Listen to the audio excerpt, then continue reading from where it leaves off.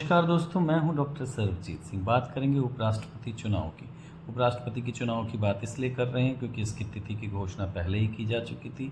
ये 9 सितंबर को होने वाले हैं। ऐसी तिथि की घोषणा इसलिए करनी पड़ी क्योंकि पूर्व उपराष्ट्रपति ने स्वास्थ्य कारणों का जगदीप धनखड़ जी ने हवाला दे के इस्तीफा दे दिया है। यूँ तो उपराष्ट्रपति का कार्यकाल 5 वर्ष होता है, पर उन्होंने सिर्फ 2 साल कार्य किया। इस वजह से ही उपराष्ट्रपति का चुनाव हो रहा है। तिथियों की घोषणा कर दी गई है, तो अब प्रत्याशियों की घोषणा भी शुरू हो गई है। एनडीए जो सबसे बड़ा गठबंधन है, वो उसने अपने प्रत्याशी की घोषणा की है। नाम है चंद्रपुरम पोन्नुस्वामी राधाकृष्णन, जिन्हें पॉपुलरली सीपीआर के नाम से जाना जाता है।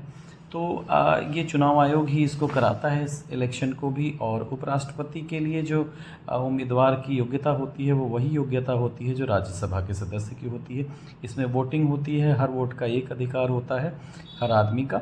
और जो ये होते हैं, इसमें लोकसभा और राज्यसभा के सदस्य होते हैं। इसमें नामित सदस्य जो 12 होते हैं राज्यसभा के, वो भी होते हैं। तो ऐसा लग रहा है कि ये इस गठबंधन से समर्थित उम्मीदवार की जीत लगभग तय है। तो इस उम्मीदवार के बारे में जानना चाहिए हमें।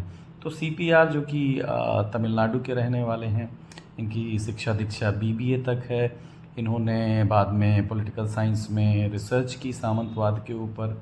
और इसके बाद इन्होंने जो आगे चल के इन्होंने सबसे पहले आरएसएस को ज्वाइन किया। आरएसएस के सदस्य हैं ये। आरएसएस के बाद इन्होंने जो है जनसंघ में रहे, बीजेपी में रहे। बीजेपी में रहते हुए इन्होंने जो है 2 बार लगातार लोकसभा सांसद रहे कोयम्बटूर से। इसके अलावा ये तमिलनाडु के बीजेपी अध्यक्ष भी रहे। बीजेपी अध्यक्ष के रूप में ये बहुत चर्चित रहे। इन्होंने करीब 19,000 किलोमीटर की यात्रा की, करीब 93 दिनों की रथ यात्रा की, जिसमें इन्होंने टेररिज्म, छुआछूत, नारकोटिक्स, नदियों को जोड़ने आदि की तथा यूसीसी जैसे जो विषय हैं उसको भी उठाया। तो इसके बाद इन्होंने जो है बहुत सारे राज्यों के राज्यपाल रहे।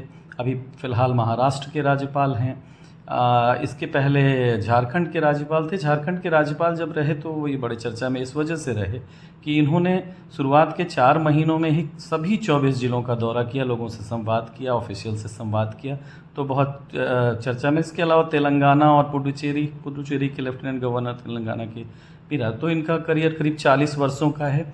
और जो है ये ओबीसी समुदाय से आते हैं, तमिलनाडु से आ रहे हैं। अगर ये उपराष्ट्रपति बनते हैं तो ये तीसरे उपराष्ट्रपति होंगे उससे आने को। तो ये एक सोची समझी रणनीति के द्वारा एनडीए गठबंधन द्वारा इनको उम्मीदवार बनाया गया है। एक तो ये ओबीसी समुदाय से हैं, और बिहार में सबसे पहले जो है चुनाव होने वाले हैं जल्दी ही, और वहाँ पे जो है इस बात का जातिगत जनगणना और चीज़ों को ले रहा है, तो इस वजह से साधने की कोशिश की जा रही है। प्रधानमंत्री खुद ओबीसी समुदाय से आते हैं, तो एक तो ये वजह है। दूसरा, अगले साल तमिलनाडु में चुनाव होने वाला है, उस चीज़ को लेके देखा जा रहा है कि। और सबसे बड़ी बात है कि तमिलनाडु या पूरे जो है साउथ में बीजेपी की स्थिति बहुत अच्छी नहीं रही।